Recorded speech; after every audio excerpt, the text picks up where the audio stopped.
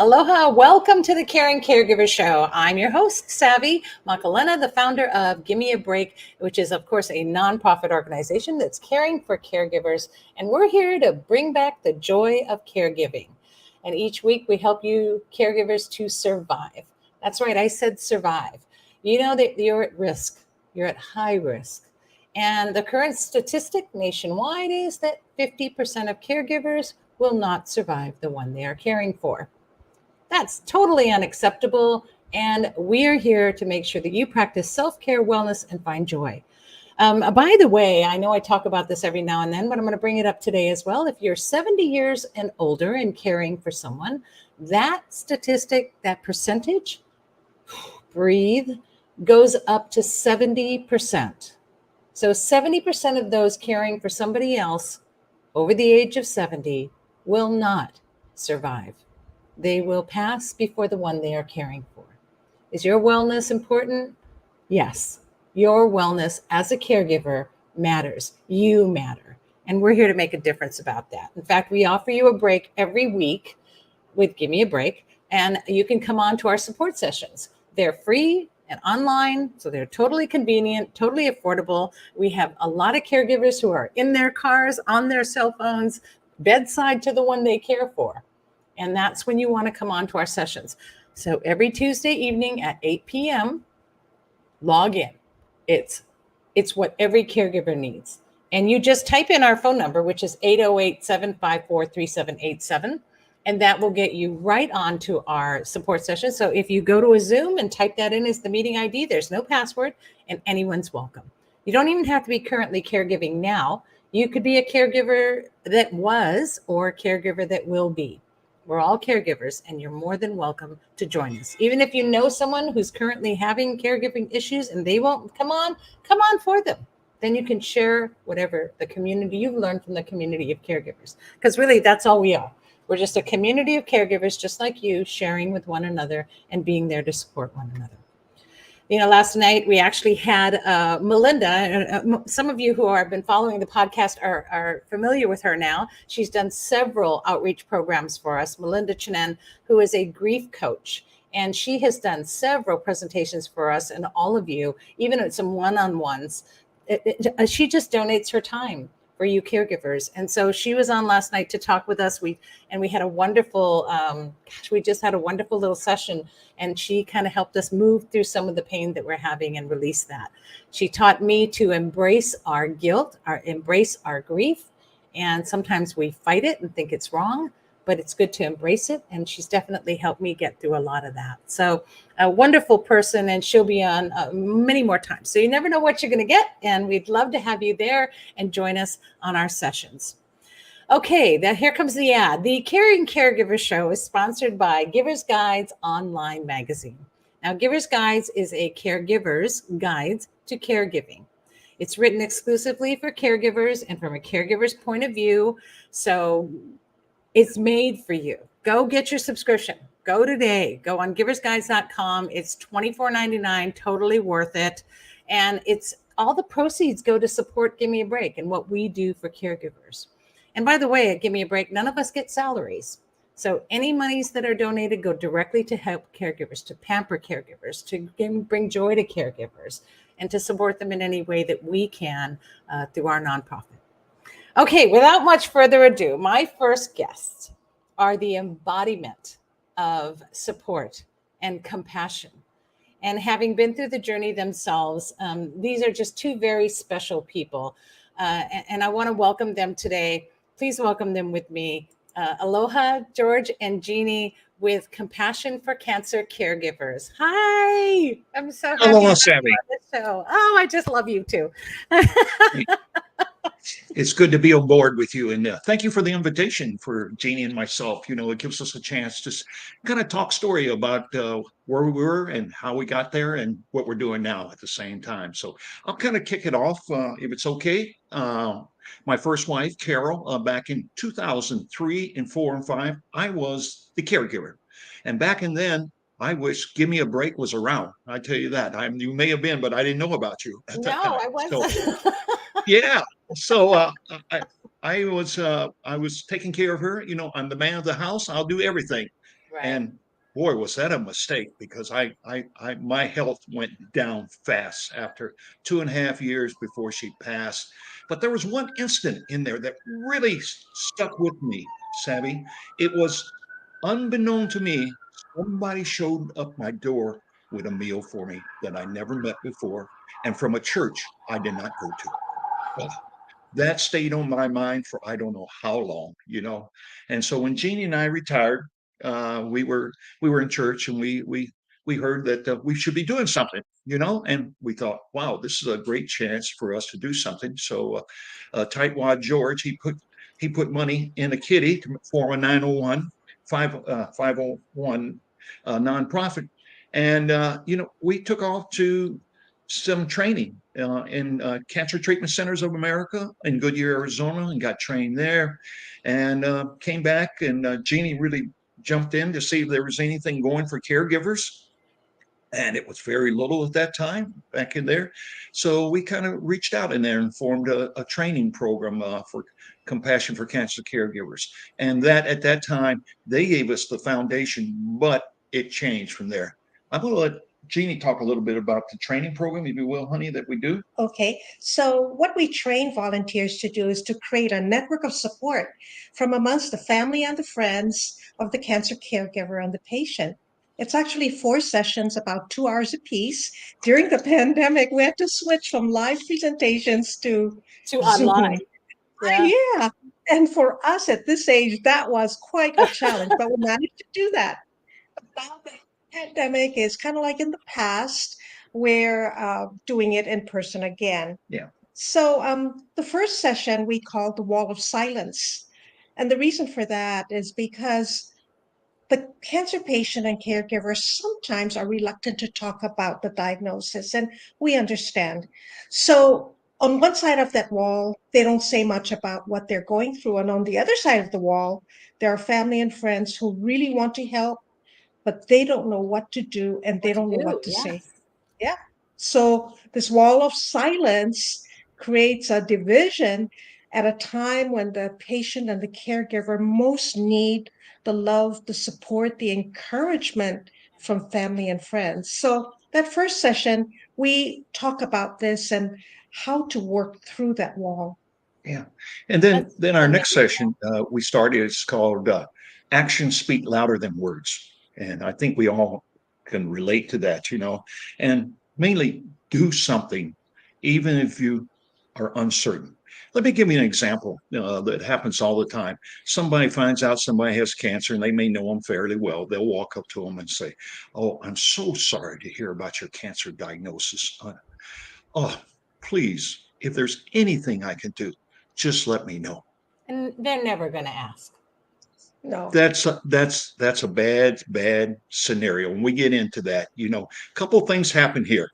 First of all, that cancer patient has no idea what they need. They're getting into the journey, and their mind is I want just to get rid of the frizz- cancer. That's what I want. yeah. So the mistake made when you go up to do something like that, tell the person what you can do. Give them your phone number, make sure they have it, and tell them what days you're available to do something. You know, give them some groundwork so when they call, they know Yeah. you're prepared and you are prepared. So Yeah. the other is just a feel good for the person came by and says, call me anytime. And that really doesn't work very well. But we get into that and speak louder. You know, actions just really speak loud for us. You don't have to always say something through your Do it. activities. It could be like myself. Somebody brought me a meal. You may like doing yard work, walking the dog, taking out the trash, which our neighbor did when I had cancer, for over 2 years. It's cultivating those meaningful relationships Yeah. in there.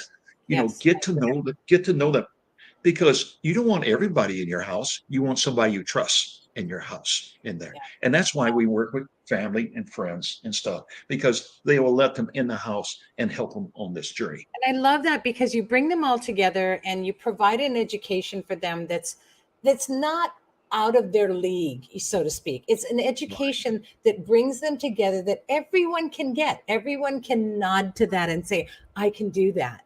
It's not, Yeah. it's not like they're not, it's really funny. And that we're having this discussion because yesterday I was kind of hanging out with several of my high school friends, and, we're all in our Medicare year this year, right? So we're all talking about, Medicare. And of course I'm thinking to myself, dear God, I've gotten to the point where my discussion's all about Medicare.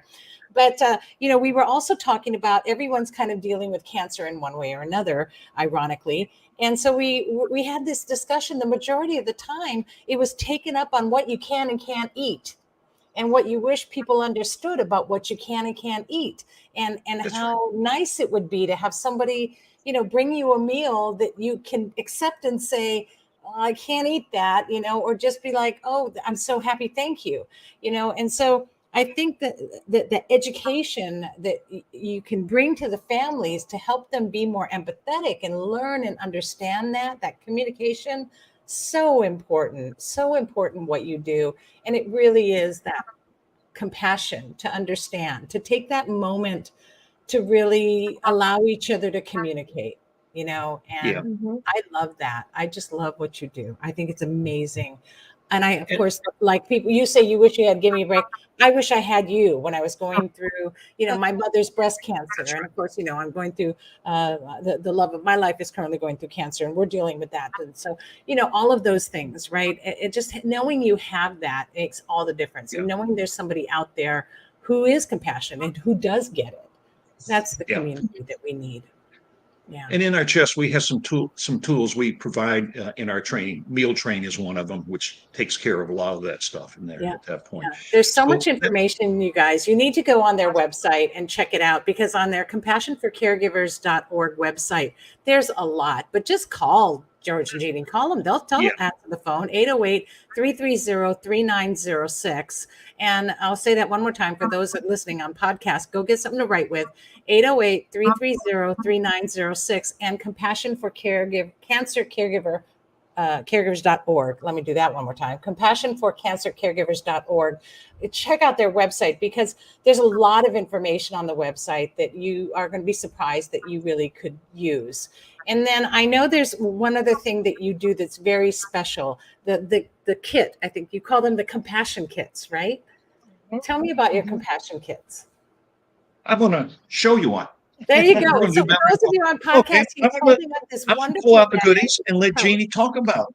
So Yes, filled with one of the goodies. things that are most appreciated is this plush fleece blanket. And it's really a lap blanket. It's not too big, it's not too small, but it's just right to keep the caregiver or the patient warm while they're in treatment at the hospital.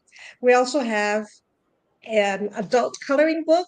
And just to show you, it's not one of those small, dizzying, uh, Squint eyes. yeah, small images, but it's big enough.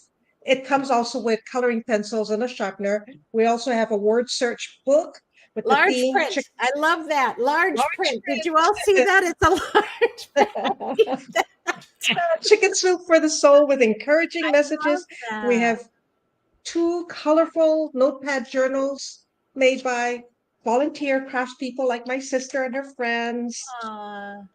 the coloring pencils, a deck of cards, Oh, that's and a great. sharpener, and a little note from us giving Oh, you that's sweet. encouragement, our brochure, and we would like feedback because we read every item that you write about, and this helps us to know if what we are giving is useful or helpful. And when we apply for grants, they ask us, "How do you know what you're doing is needed or wanted?" We don't know until we hear from you. So Those are that's those thoughtful little things. That's what I love. See, and it's that compassion that you two have. You two really are an example of what it's about out there. And you guys, I mean, here's another thought. If anyone out there who's listening or watching wants to volunteer or wants to support or help them in any way, contact George and Jeannie. They are just amazing people. Look at the hearts that they're putting out there. Those little things in one wonderful tote that you can take with you and just grab and go whenever you have to sit there and get chemo, or, in my case, when the phlebotomy day comes. And, it's like all of those things that you're doing, you can be it can be occupied a little bit. Just the blanket itself is such a thoughtful thing. Nobody thinks to have that lap blanket, and so thank you for that. That's amazing. And I know you wanted to offer us something a little special with our walk coming up, especially. Yes. Do you want to talk about that, George? Sure. We're here to support Savvy and her organization. She does such a wonderful world of things in the community and we're just here to help out. So we are going to come over to her walk that evening, and we'll have a table there, and we'll have some compassion kits. So please come up and talk. I'll be there, and if Jeannie can break loose from all her work, she'll be there with me too. And we'd love to hear your story and get a compassion kit in your hand. It would be great, and it's from our heart to your heart that we do this, and we're thankful that you would reach out and come and see us at that time. Thank you, Savvy. So I I should love say that that. everything we do, there's no charge. We None. don't charge fees or anything for whatever we do. In there. Yeah. And I'd like to, thank you for that. one quick step on the training. We do just-in-time training. Every once in a while, somebody gets a surprise and says, oh, my husband, I don't know what to do, where to go. Call 808-330-3906, and we'll set up something where we, like Jeannie said, family, friends, and together so we can go on this journey. They'll and walk step together. in and not just hug you, they'll hold your hands and have somebody there for you and your family the entire time. I mean, that's just caregivers, you're not alone. And especially with going That's through right. cancer, you've got a hand to hold here. And George and Jeannie are right there for you guys. And I can't wait. So don't miss our walk, you guys, because now you get to come and see George and Jeannie and get a free tote full of wonderfulness. It's a compassion kit that they're going to be giving out free. So please stop by. Even if you don't do the walk, just come and see George and Jeannie and meet these wonderful people. I'm so honored to have you on the show today. Thank you so much. Thank you I for can't wait having to us. see you now. So that's going to be on the 22nd, by the way, you guys, and we're going to talk more about that in the show. Thanks, and have a wonderful, wonderful day today. Bless both of you and your pure hearts. Thank you. Thank you, dear. Aloha. Aloha. Oh my goodness. I just think the world of them. And this is what it's about when you're a caregiver, right? You've gone through it, and then you know that no one should have to go through that. And so when there's a need, you pick up the need, right? You just get in there and do what you have to do. So thank you so much for coming and sharing your compassion for all caregivers, really. Thank you so much. The July issue of the Givers Guides is all about our Shine a Light. I was talking about our Shine a Light for caregivers. It's a glow walk. So we have it in the evening. So we've got glow sticks, and you can bring any other glow gear you want. You can paint yourself with glow in the dark paint if you want. And it's indoors at Windward Mall. And so you're out of the rain and weather. You're out of, you're safe. It's within the mall. It's air conditioned, and it's a great excuse to go shopping. The new Target store is opening up and will be open. So if you haven't gone yet, do it at our walk, and that's going to actually be part of the store. It's going to be part of the course. So the walk is going to go throughout the whole mall, and there's going to be a map. You follow it.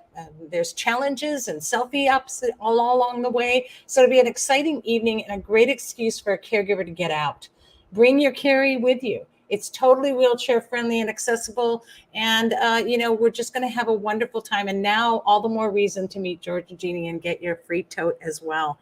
So come on down. If you haven't registered, remember the first 100, and we're getting close to it. The first 100 get a free backpack, reflective backpack, and a glow stick. So what a great time and evening you're going to have. Join us for our walk. Oh, wait, I didn't even add it to the stream. There we go. Look at that. There it is. And so for those of you who are watching live, you'll be able to see the flyer there. Again, July 22nd from 5 to 8 at the Windward Mall. So please join us. Really looking forward to seeing everybody and really excited about what to do.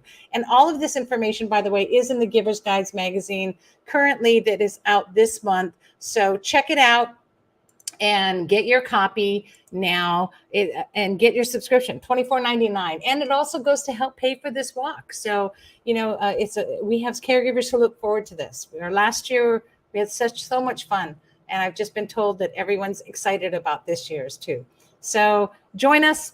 And if you haven't registered, go do it. Go do it now. Just go to gab808.org, our website, and you can, or /shine if you want to skip a click, and sign up. Get registered today. Don't even mess around. And it's in 10 days, you guys. So for those of you who have been procrastinating like I do, it's in 10 days. Okay. So go get logged on and registered now. I know you can register at the event. I know, but you wait because there's only a couple of us to register the line of people. So do it ahead of time. Your bib number will be all printed. It'll be that fast. Okay. All right. So our next guest, of course, saw a need and filled it.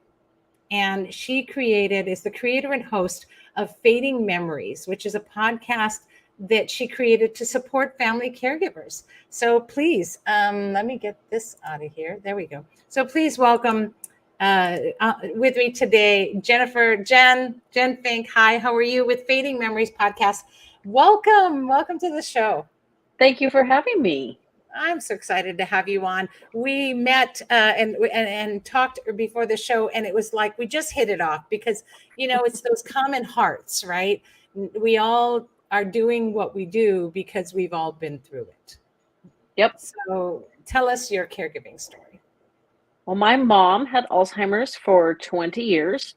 My dad, much like George, did probably 99% of the caring.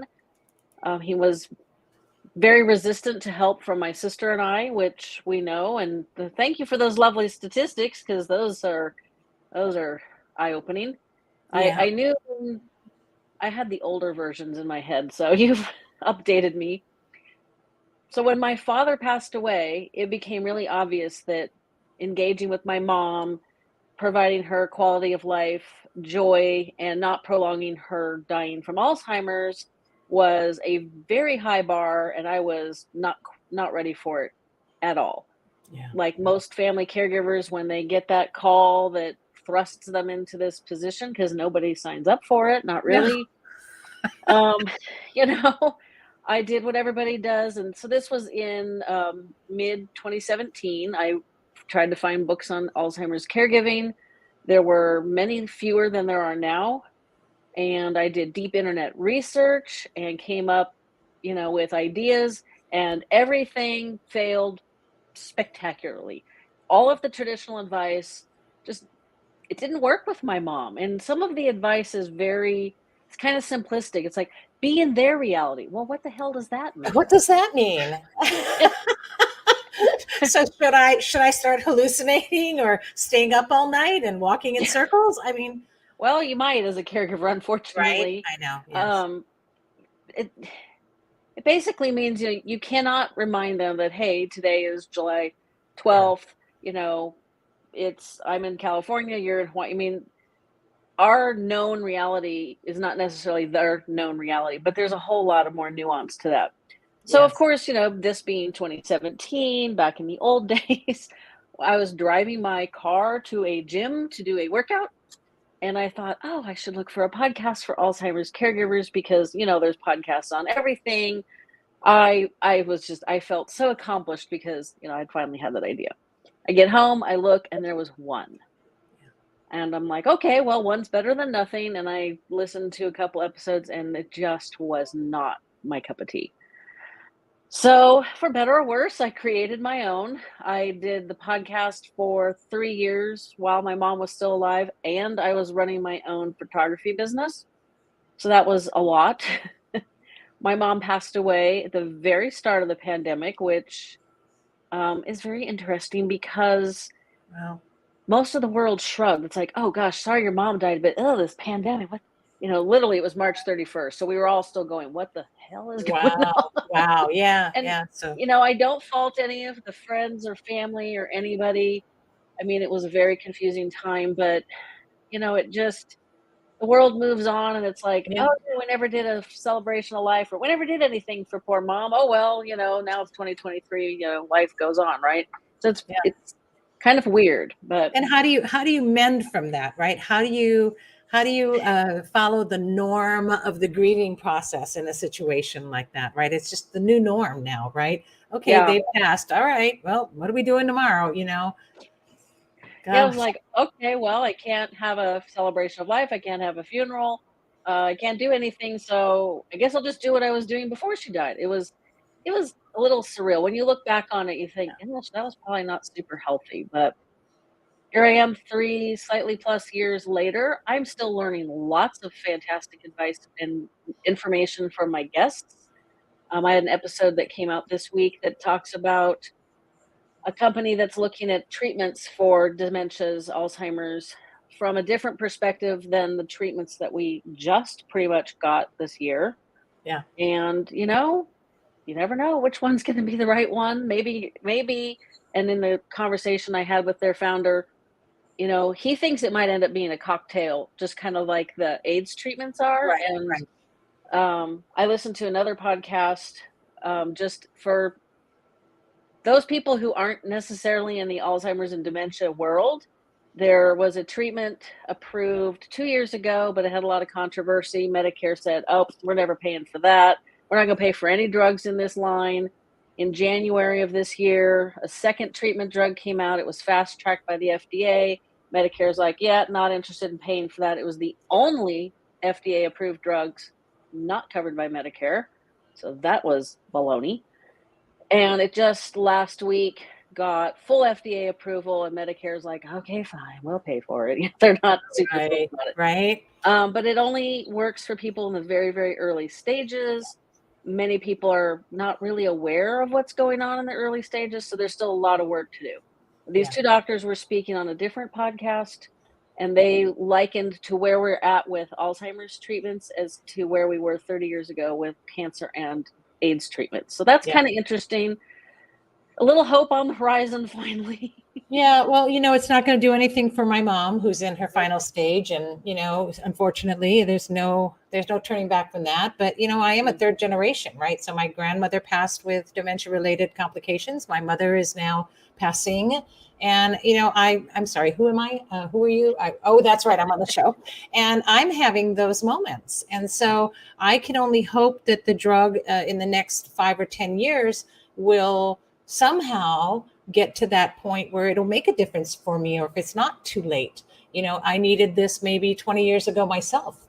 So who knows where we're going to be, and who knows how much of it can or cannot help. But I'm just so excited that they're at least doing something and recognizing that we need this. I mean, dementia's been around for a very long time, and dementia related illnesses have been around for a long time, but they're finally, I think that there are more deaths now due to dementia-related diseases than cancer. So they're finally doing something about it.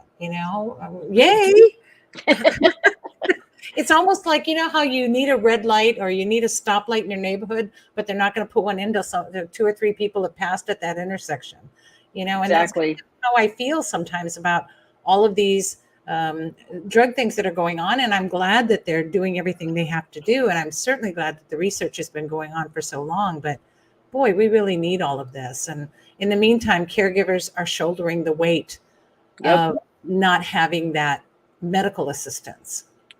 Yeah, my firm belief, and this is without the treatments throw this off slightly, but not entirely, is anybody that is diagnosed with any form of dementia immediately needs to be enrolled in palliative care. And I'm assuming most of your guests know, your listeners know what that means. It's like hospice, but it's not end of life care. Right. It supports the patient, and then it supports the caregivers. Because with dementia, there's nothing to do, and you take them to the doctor because they've got a UTI, and that's a trauma. Oh God. Because they're like, "Okay, can you give us a urine sample?" And my mom's looking at them with a little paper cup, like, "Are you like from space or?" And I'm like, and then they look at me and say, "Well, can you help her?" It's like, God, no. Like, I'm not crawling down there and being at risk of getting slapped around because my mom hated help. That's always fun. I'm like, "Don't you remember the last time we were here? We did it like this. Like, why do I have to constantly remind you guys how to do your job?" Like, just ugh. getting them to the hospital is so difficult, right? I had to bait my mother by telling her she loved to go shopping. And I would just say, "Mom, we're going to go shopping. We just got to make one stop along the way." And so she literally thought she was using the bathroom in the shopping mall. She didn't realize it was at a doctor's office. And so, the ththings you had to do, but, they lied to me about Santa. So I figured, fair is fair. But yeah, and a lot of caregivers are, because we're thrust into it. We don't know what we don't know. And And so doctors hand you a pamphlet and pat you on the head and say, okay, see you back here in 6 months. And it's like, for what? yeah, For you to tell me they've declined some more? nothing's Duh. happened. Right. And so I love that you do that. You talk about and address all of those issues on your podcast, because it is focused on that. It's really focused on dementia, Alzheimer's, all those related diseases. And so that's, please, you guys, you wonder why I bring on people who are doing podcasts and I have a podcast, but because I'm not going to cover all of that. And you need the information. We have to hold hands to get these resources out to caregivers, because you need this. It's going to change everything for you. Just the fact that she brings up that you need palliative care. You don't even know what that is. If you don't, get on her podcast and find out, because I may or may not have somebody from hospice come on the show and talk about that. Now, we have in the past, but I think that was 2 years ago when I had somebody talk about palliative care. So, Jen is doing this all the time. And so you guys need to check out her podcast, fadingmemoriespodcast.com. It's just that simple. It's on Apple and Spotify. Just check it out and listen to what she's got to talk about, because she's got people on that I don't. And, you don't just watch one show all day, you guys, you watch several. So listen to her podcast, listen to our podcast. That'll at least give you a couple hours to keep you busy through the day while you're going through chaos. Yep. That's the whole reason for a podcast, because, I have stacks of books from guests. I don't have my mom. I just have a golden retriever and a spouse. Yeah. I got plenty of time to read, except that I don't. Yeah. And, you don't have time when you're juggling, managing a household, managing yourself, managing your person.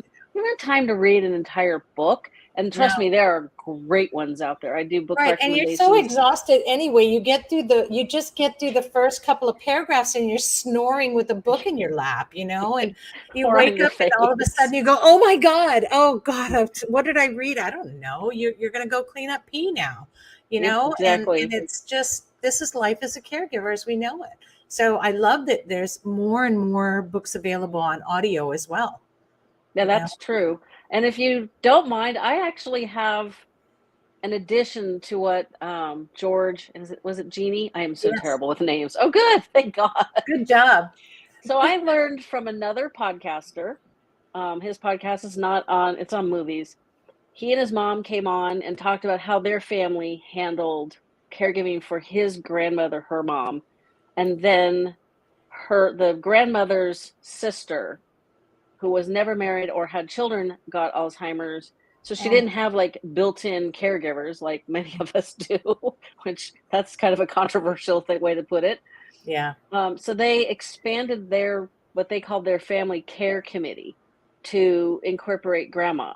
And so I boiled down their advice, because their advice was somewhat particular to a family unit, like an extended family unit.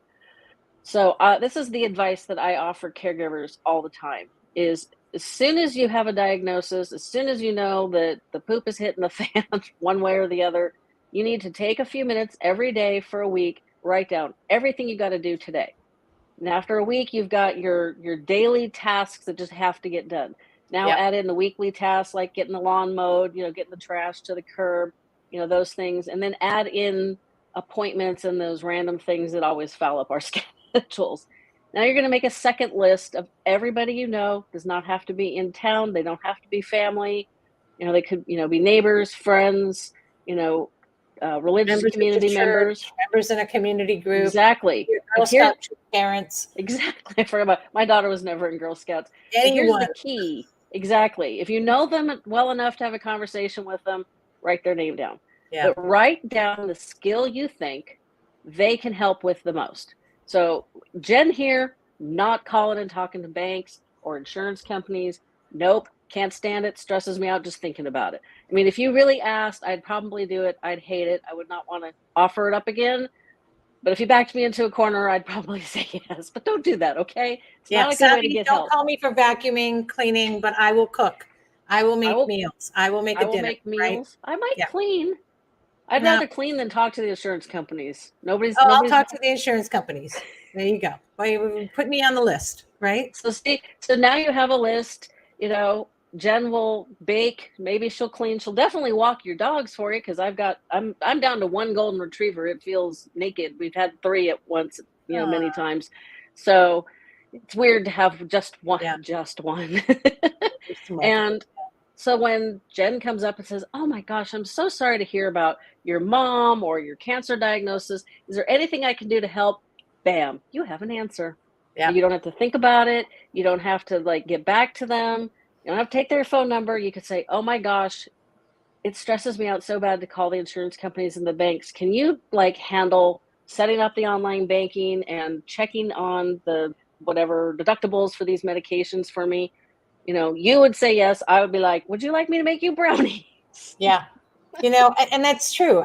Nobody thinks about doing that. And of course, once you're in chaos, your brain goes dead anyway, and you're just on remote. So start thinking about that now. And you know, I talk about this. I do a presentation about this. It's on our YouTube channel about planning ahead for your care receiving plan. What's your care receiving plan? So don't just wait for something to happen. You never know. You know, and there's, by the way, there's childhood dementia as well. So don't think that, well, I'm a mom with kids. Don't think that something can't happen.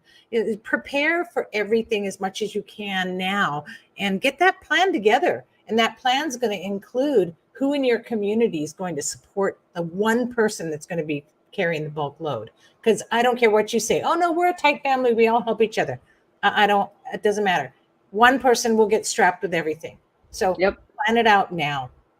Really. Yeah, people react that to advice. Especially with a severely life-limiting disease like Alzheimer's or other dementias. You know, there are some adult children like ourselves who go, I just can't, I can't see mom like that, you know? And we're sitting here thinking, God, grow up, like get over yourself. But that's their comfort zone. My brother's that way too. That's the comfort zone. It's getting hard for me now too. I'm having a struggle with it, seeing mom like catatonic. And I sit there and cry in the car for 15 minutes, 20 minutes after I've left visiting her because it's hard to see that. So it's not easy for anyone, you know, and I'm pretty tough. But that one, it shoots me right in the heart every time. Yeah. I always had a hard time when my mom went into memory care and they, are not allowed for obvious reasons to like blow dry and style their hair. First off, I don't think my mom would have tolerated it, but the risk of burning them is significant. So they just don't. So my mom, for a while, she'd comb her hair in the same position that she would have dried it. And then after a while, she just combed it straight down and she wore clothes that were too big for her. And, it's just like, she looked like a little old homeless lady. And it was a little embarrassing because it's like, I'm assuming that sometimes people would look at me and think, why can't she get her mom to dress better? Like what's wrong with me as the daughter? So, they didn't know. Maybe my mom would judging. show up with layers of clothing at the base for her pajamas, and then she'd have about 2 other outfits over that. So, and and we laugh about that now, and that's a fun memory for me. But it was tough, and you had to go through and then the aftermath of that is going through, helping them to get dressed, taking off the clothes, arguing with them that you have more than one layer of clothing on, and so it was a whole process. But these are the things that help you get through. And this is why we need community. We need podcasts like yours. We need support groups like ours. And there are many, many others out there. And I'm going to connect as many as I can to caregivers. And I'm certainly happy that now all of our caregivers will know about your podcast because I think it's so meaningful and so important. And that's where I really wanted to have you on the show. And I'm just so thankful you took the time to be here and really getting to know you. And I hope we can do some wonderful things together because I think I think I should have you on the show periodically, just like become an authority on the show to talk about some of the things that have happened on your podcast, just to share that information. But gosh, thank you so much, Jen. And it's a pleasure meeting you and being able to be community with somebody who gets it. Yep. That's crucial because it's definitely a difficult journey. And I'm gonna say one thing, because you said that you were at Medicare age. Anybody that's 65 years or older should have a cognitive screening every single year It is covered by Medicare. Thank you Do to it. us Alzheimer's advocates for legislation. Yes. I didn't help with that one. That came before my time, but most doctors don't do it. So freaking demand it. If your mom's got dementia, Do you it. know, I don't care if you got to grab them by the lab coat lapels. Just And I'm scared to, scared to hell right now because I'm going to do it.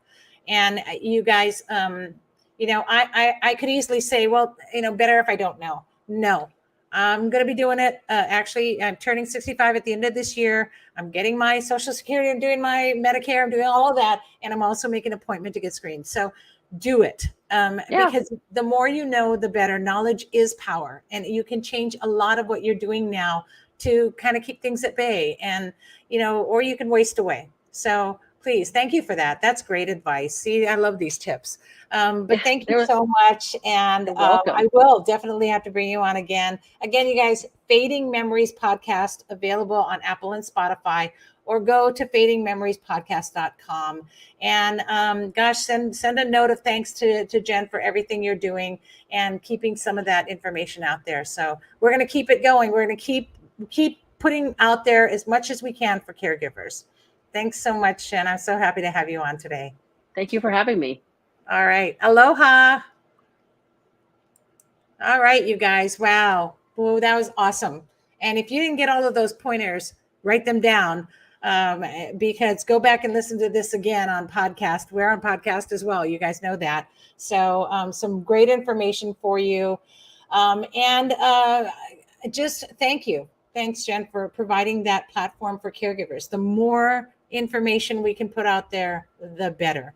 The more we're going to change that survival statistic and flip it around. But go from 70 to 30% instead, right? Okay, so heartfelt thanks and mahalo as well to George and Jeannie today for coming on with Compassion for Caregiver Survivors. And thank you again, Jen. Next week, we will have Lonnie. You all know Lonnie Almanza. She is my sister from another mister. She'll be on next week. And she's going to be talking about her book launch. Ooh, so exciting. I'm so excited and proud of her to have written this. It was a real emotional journey for her. And I know you're going to love the book. We're going to talk all about it next week. Also, her mentor, her help to get to this step, Miriam, will be on. And she'll be on a video interview to share on the show. So you're going to want to watch it if you can. So be on live, or you can always go back later, of course, on our Facebook page. We'll also be chatting with Michael Dowell of Ohana Stair Lifts. Now, I know that stair lift seems like something for the person you're caring for, but trust me, if they fall, it's in your hands. And he's also with the Fall Consortium, the State Fall Consortium. So he'll also be talking about that and some advice for caregivers to avoid yourself falling and to avoid the falls of the one you care for. So set a reminder on your phone right now to tune in every Wednesday at noon on the Caring Caregiver Show on our Facebook page, Caring Caregiver Show, or on the Give Me a Break Facebook page. Or, of course, we're live on YouTube as well. And this is brought to you by Give Me a Break and sponsored by Giver's Guide. So help us keep our sponsor happy. Get your subscription today. Go to giversguides.com. Don't worry if you're missing us live. And if you're here live, kisses and hugs to those of you who are watching us live. Thank you.